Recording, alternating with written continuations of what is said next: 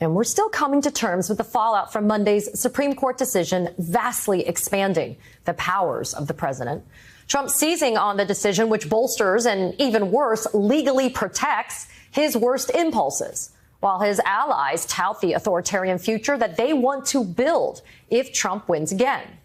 Tonight, one of them raising alarms for saying the quiet part out loud. We are going to win. We're in the process of taking this country back. We are in the process of the Second American Revolution, which will remain bloodless if the left allows it to be. That ominous warning was from Kevin Roberts, the president of the Heritage Foundation, the right-wing think tank that created Project 2025, a 900-page extremist blueprint for a possible second Trump term. The outline includes detailed plans to expand presidential powers even more, including restructuring the Department of Justice, purging federal government employees and replacing them with tens of thousands of Trump loyalists, dismantling the Department of Education and banning abortion medication. The Heritage Foundation leader has not been shy about promoting this plan. President Trump is going to make decisions about policy in his administration if he wins. Project 2025 is something that's going to transcend the next 4 years, the next 10 years. We're going to fire someone and the number needs to be more than 50,000. Abortion is not health care. We need to have the biggest mass deportation system ever in the history of America. Roberts' promise of a, quote, revolution, underscoring the very real threat of authoritarianism corrupting American democracy. Words that ricochet throughout the MAGA movement and from Trump himself. I am your warrior. I am your justice. And for those who have been wronged and betrayed, I am your retribution. I said I want to be a dictator for one day. We will root out the communists, Marxists, fascists, and the radical left thugs that live like vermin within the confines of our country. Lock up the Bidens. Lock up Hillary. If I don't get elected, it's going to be a bloodbath. Proud boys, stand back and stand by. It's nice to have a strong man running your country. I wasn't shocked by the decision. I'm not shocked by 2025. I'm more shocked by an administration and a Democratic Party that hasn't been ringing the alarm bells about this and the way that they should. And here's the thing. Even if Joe Biden is reelected this fall, and right now that's still my guess, get back to me after Labor Day. But even if he's reelected, Project 2025 just moves down the hill. Unless we break the backs of these fascists, this will be something hanging over this country for the next generation. You know, Ruth, I know you've been sounding this alarm for a long time, to your credit. Does Project 2025, for context for our viewers, have any historical parallels? I mean, in the present sense, Ruth, I look at Donald Trump and I see that his idols are Putin and Orban and other authoritarians like that. And so I presume that this is not some brilliant idea that was just born out of that, quote unquote, beautiful mind of Donald Trump. No, Project 2025 is they have learned from other autocrats. One of the most, alarming things, though, is, and they state this, is that, the first Trump administration, they weren't able to do everything they wanted to do, and they got a slow start, Roberts has said. So their code word is day one, where they've got all these already politically vetted people in place that they're going to immediately seek to implement their executive orders and other plans. And one thing it's very important for people to realize, and you showed Trump in these clips. So Project 2025 talks about having mass deportations of over 10 million immigrants, undocumented immigrants. But it's always more people. And Trump was talking about the political opposition, Marxists, fascists. So they use one group to have the justification to build the repressive infrastructure, like the camps, the transit camps, whatever they're going to do. But be assured, and this is the history of authoritarianism, many groups of people will be, targeted to be in them. Jason, Kevin Roberts, the head of the Heritage Foundation, later responded that, quote, these patriots are committed to peaceful revolution at the ballot box. But, Jason, we've seen what happens when they lose. We know what they do when they lose. So are they warning very publicly that there's going to be another January 6th? They're not warning, Katie. They told us already. Yeah. They told us on January 6th. They told us when Abbott decided that he wanted to pardon someone who shot protesters. They've told us when Kyle Rittenhouse is still walking through the streets. It is not a political party. It is an ongoing violent coup. I have said for a long time that I suspect there will be violence even before the election. So I think the problem, the fear that people need to have is not just, oh, gosh, what would happen if Donald Trump actually beat Joe Biden and got into the White House? The question would be how much random violence. We're not talking state-sponsored violence. How much random violence will be inflicted upon anybody in this country who is deemed to be an enemy that will suddenly be absolutely excused by the administration? That's what people need to be concerned about. We're not just talking about bad feelings. We're not just talking about people getting kicked out of the country. We're talking about people being shot in the street by cops who say they're acting on the orders of President Donald Trump, and him and his Department of Justice saying, yeah, we deputized him. It happened 15 minutes after he murdered that guy, but we're good with it. That's what we're facing. It's not hyperbole. And his age and, whether they have been deceived about his health and so on and so forth.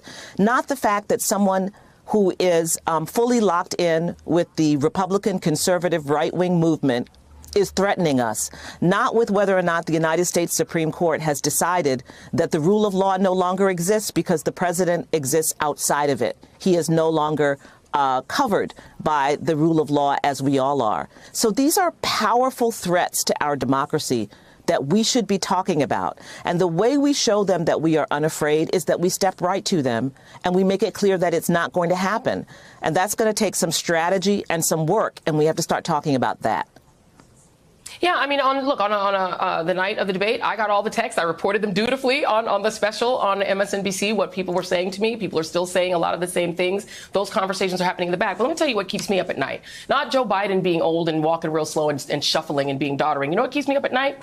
The Heritage Foundation's Project 2025 saying they're going to expand presidential power to confirm John Roberts' edict that the president is a king. The idea that they're going to just deconstruct the administrative state, meaning putting 50,000 civil servants on the street unemployed. They're going to reverse the FDA approval of abortion medication, condemning women in blue states to also an abortion ban. They're going to reverse the interpretation of the Emergency Medical Treatment and Active Labor Act, meaning women will die in the emergency room if they need abortion care. They'll block gender-affirming health care so parents don't decide what to do with their own children. They decide. They'll eliminate the EPA Enforcement Office, meaning we will choke on smog because the Koch brothers want. They'll dismantle the National Oceanic and Atmospheric Administration, meaning we won't know when a hurricane is coming. Beryl is literally going to where my godmother is in Jamaica. They will eliminate the Department of Education. I could go on, Sherilyn. What keeps me up at night, and the reason that I can't dedicate the limited time we have on this show to doing the debate about should Biden be replaced or should Vice President Harris take over, that's not what keeps me up at night.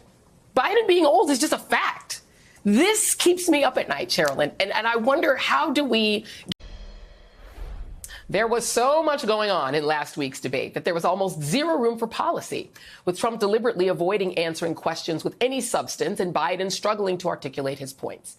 This was especially clear during the abortion section, with Trump spewing this blatant lie after Biden said he supported Roe v. Wade.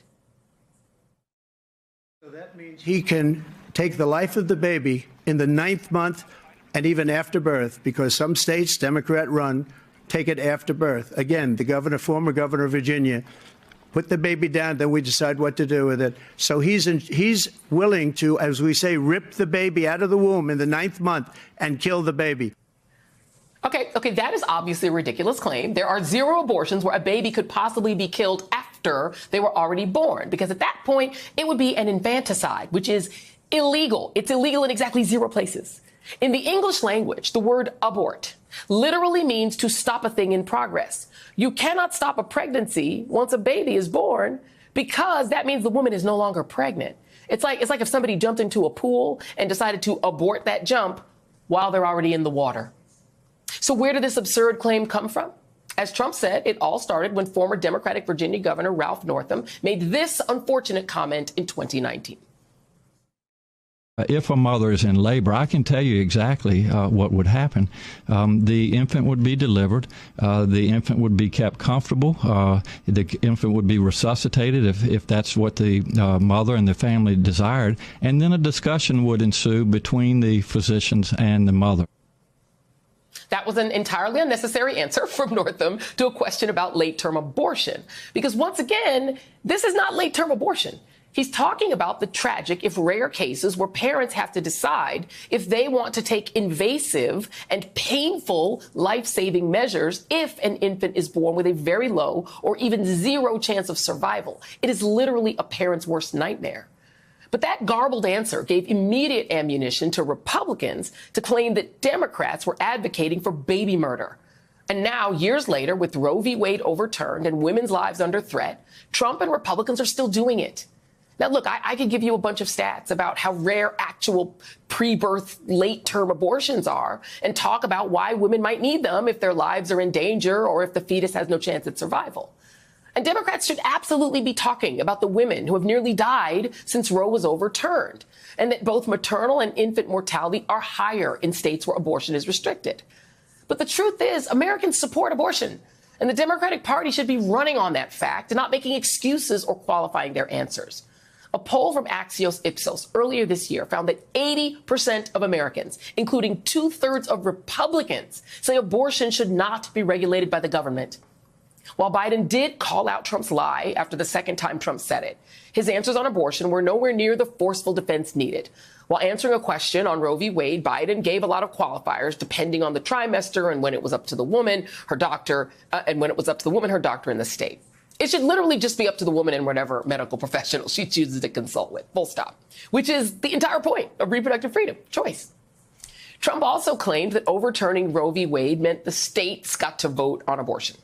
Nope. Actually, there has not been a single vote by the American people to ban abortion. The bans have come from right-wing Republican state legislatures and courts. So, folks, you could see Trump hiding away right now. He is hiding because he wants to let everything be about the current difficulties within the Democrats, right? Obviously, there's a lot of discussions happening, nothing approaching the scandals and evil and insanity that always happens within the GOP on any random, Tuesday morning or what have you. Oh, it's 11 a.m. on a Tuesday in the middle of March. The Republicans just went insane again. But, it is a big story, and he's trying to hide away. And he's also trying to hide because, again, he's embroiled himself in massive scandals, right? As he continues to reveal that as extreme as he's been and as his party has been, and as comfortable as they've become in some ways of ripping the mask off and showing the world their fascist scars, the reality is they don't want to show us everything. And they make mistakes. And they make mistakes by being too open and honest about what Project 2025 aims to be. And they make mistakes by Trump coming out and being too honest, rare as it is for him, with how he approaches the question of a woman's right to choose. Donald Trump, way back when Dobbs went down, was correctly worried that it would hurt him politically. And after that, he came out and was sort of trying to strike a moderate position, suggesting that he didn't support any national ban, that he didn't want to punish any woman, and he just wanted to offer states the right to have good policies. But then he also said, but you need to have the exceptions for all of these various things, like for the life and health of the mother, and if she was forced into this without, having a choice in the matter, or in the case where it's family members involved, all of that, right? Now he seems to be going more extreme, and he's been caught out. So we can't let Trump off the hook. Look, there are a lot of important discussions happening right now amongst Democrats, but that can't be allowed to distract us for the reasons why those discussions are important, which is Donald Trump hiding away from accountability and us trying to expose him.